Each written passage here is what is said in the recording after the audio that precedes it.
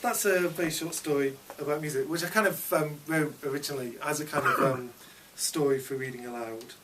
I'm not going to be able to find this now. I'm going to read you another story I wrote quite a few years ago, actually, probably about sort of 12 years ago, which I've had reason to kind of revisit recently.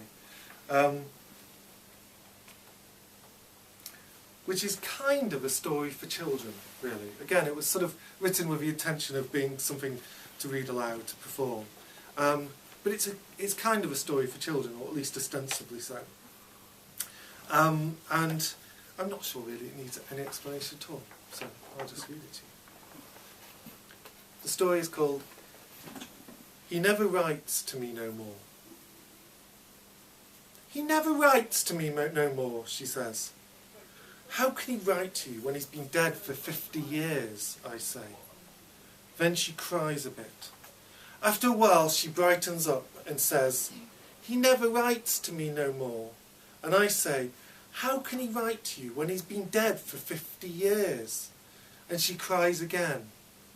Grandma, I say, Korea was a long time ago. Grandpa was a long time ago. We've got iPods now, and texting, so you don't need letters. Oh, she says. And she's quiet for a bit. The clock tick-tock ticks in the corner, and I think about the door and tonight's telly. To be honest, this place frightens me. It smells.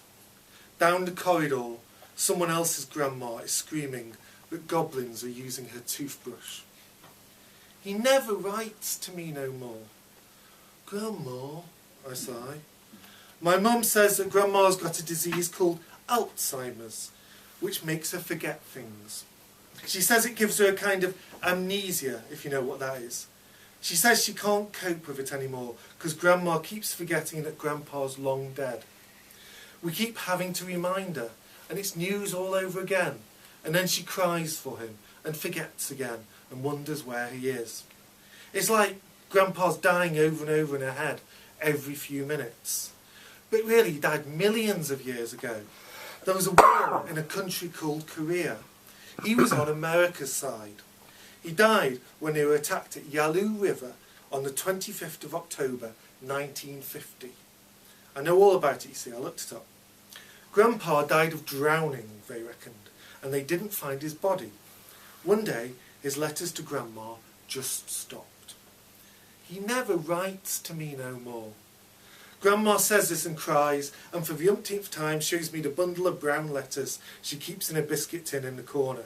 Funny, but she never forgets where that is. Personally, I'd prefer it if the letters were biscuits. That's what normal grandmas would give me. Normal grandmas would pat me on the head, say, oh, you've grown, and give me grandma kind of biscuits like Rich Teal digestives or something. And perhaps a few quid.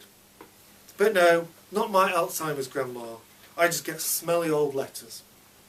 The letters are the letters Grandpa sent her from Korea. The last one on top is from the 24th of October, 1950. He must have been already dead when she got it. Kind of spooky like, I reckon. It's very short, and he just says, Dear Glad, thanks for your letter. Tomorrow is a biggish day. We'll write when it's over. Mosquitoes nasty as ever. Then there's some blah blah squishy stuff, and he signs off once and I suppose forever. He never writes to me no more. My mum lost it yesterday when Grandma said that for the trillionth time. She burst into tears and said she hated seeing her mum like this. Then she shouted at Grandma, he's dead, don't you get it? Dead, dead, dead, dead, dead. I thought the word sounded kind of funny, sounded weird, repeated like that. It goes funny as if you're not sure what it means anymore. But no one else was laughing. Everyone else was shouting and crying at once. Even that hard nurse with the tattoo. And my grandma was in floods because Grandpa had died again. I didn't know what to do. It was horrid. So, and I know you'll think it's really weird what I'm going to tell you. But anyway, let's get it over with and you can think whatever you like. You see, last night I sat down and wrote a letter. Never written one before except at school. And not even at school, a love letter. They don't teach you that in year 5. I nicked one of the old letters from the biscuit tin, and I did my best to copy Grandpa's ancient style of writing, squiggly T's and spidery bits.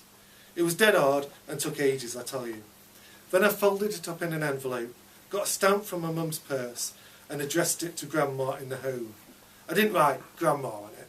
I put Mrs. Gladys Halewood plus the home's address. Then I shoved it in a pillar box down the street.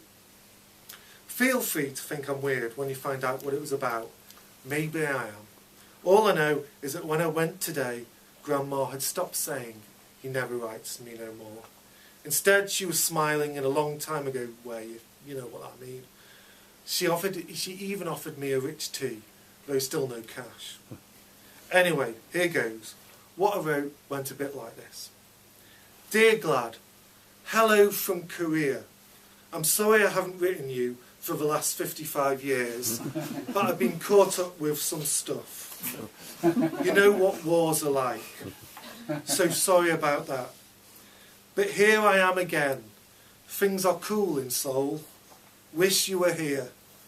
I just wanted to say that I miss you truckloads. You're great, and we'll see each other again very soon. With love and all that, Frank. Thank you very much.